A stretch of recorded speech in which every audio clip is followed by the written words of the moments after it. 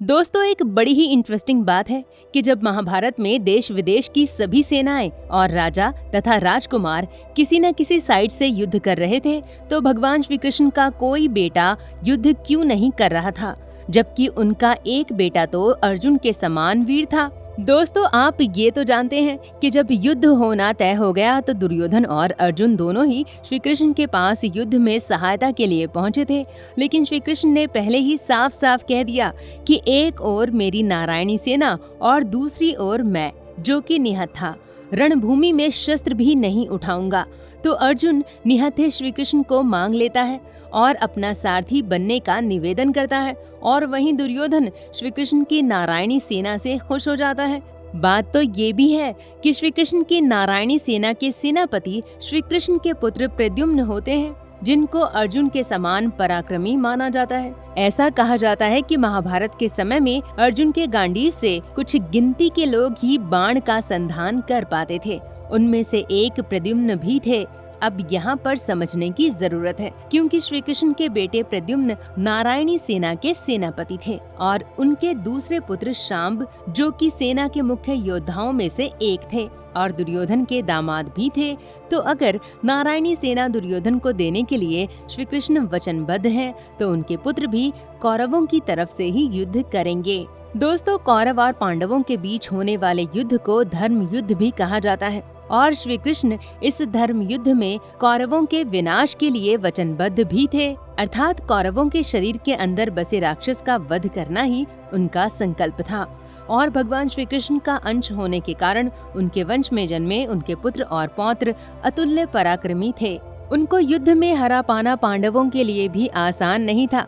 तो अगर प्रद्युम्न, शांब और अनिरुद्ध के साथ अनेक यदुवंश के योद्धा कौरवों की तरफ से युद्ध करते, तो महाभारत के युद्ध का परिणाम कुछ और भी हो सकता था।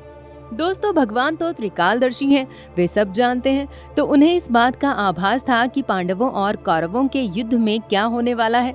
इसलिए उन्होंने अपने बड़े भाई बलराम को भी युद्ध से पहले ही तीर्थ करने के लिए भेज दिया था और अपने पुत्रों को नारायणी सेना से बाहर कर दिया था, ताकि दुर्योधन को किया गया वादा भी पूरा हो जाए और धर्म की रक्षा भी हो जाए। वैसे श्री कृष्ण के पुत्रों के युद्ध से लापता होने के पीछे एक और कारण भी था। दोस्तों, श्री कृष्ण ने अर्जुन का सारथी बनने का वचन अर्जुन को दे ही दिया था, और अगर श्री कृष्ण के पुत्र युद्ध में शामिल होते तो सेना के साथ वे भी कौरवों की तरफ से ही युद्ध करते, और अगर ऐसा होता तो ये भी अनर्थ का ही सूचक था, क्योंकि कुछ ग्रंथों के अनुसार प्रद्युम्न भी भगवान विष्णु के अंश थे। तो इनको युद्ध में हरा पाना पांडवों के बस की बात नहीं थी, और श्री कृष्ण ने तो शस्त्र न उठाने की प्रतिज्ञा ली थी। दोस्तों, प्रद्युम्न इतने पराक्रमी थे कि बाणासुर के साथ युद्ध में उन्होंने देवताओं की सेना, कार्तिकेय और भगवान शिव के साथ भी युद्ध किया था। दरअसल बाणासुर ने श्री कृष्ण के पौत्र तथा प्रद्युम्न के पुत्र अनिरुद्ध को बंदी बना लिया था और बार बार कहने पर भी उनको आजाद नहीं कर रहा था। तो यादवों और बाणासुर की सेना के बीच युद्ध छिड़ गया और यादवों की नारायणी सेना ने बाणासुर की सेना को पछाड़ दिया। लेकिन बाणासुर को भगवान शिव ने अपना पुत्र माना था और ये वरदान भी दिया था कि जब तुम्हारे प्राण संकट में होंगे तो मैं और मेरी सेना तुम्हारी रक्षा करेगी। और दोस्तों, हुआ भी ऐसा ही। अपनी सेना को हारते देख बाणासुर ने भगवान शिव से सहायता मांग ली।